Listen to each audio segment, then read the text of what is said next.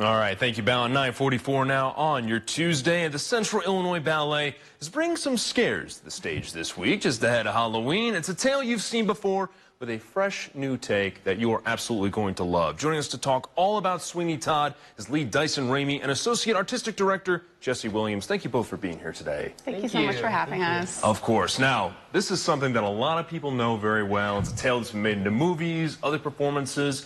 Tell us about what's unique about this performance. So this performance, what's unique about it is that it is a classical ballet, neoclassical ballet. Okay.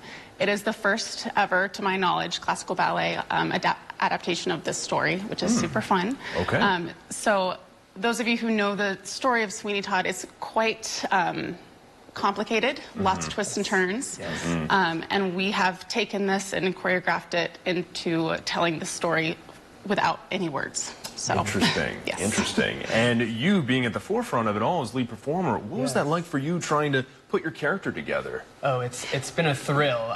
It's new for me. I'm not used to playing this powerful, strong man that is full of rage. Sure. So tapping into that has been quite interesting, finding and learning new things about myself, so it's enjoyable for sure. Absolutely, absolutely. Tell us a little bit about how this has maybe set itself apart from other performances that the ballet has put on. We typically do a lot of story ballets. Okay. We do typically do a lot of Halloween ballets as well. We've done Dracula, we've done Phantom of the Opera, but we do a lot of fun children's ballets as well. Like, for instance, this spring we're doing Peter Pan. Okay. This one is just...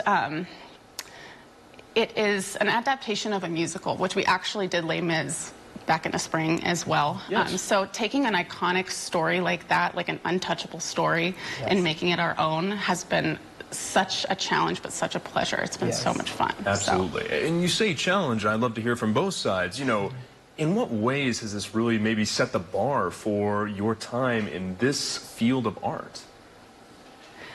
It's a really good question.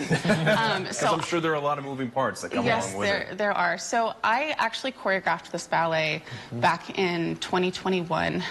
We premiered it at the Scottish Rite Theatre before they shut down. Okay. We were their first performance after their renovation. I made this ballet from the ground up. It was my first ever full-length ballet, so I had to create, you know, most of the costuming is all done by hand, all volunteers. All of the set pieces were, you know, handmade and bought by myself and our team of volunteers. And then all the choreography, all of the entire score also was curated by myself. So that was certainly a challenge.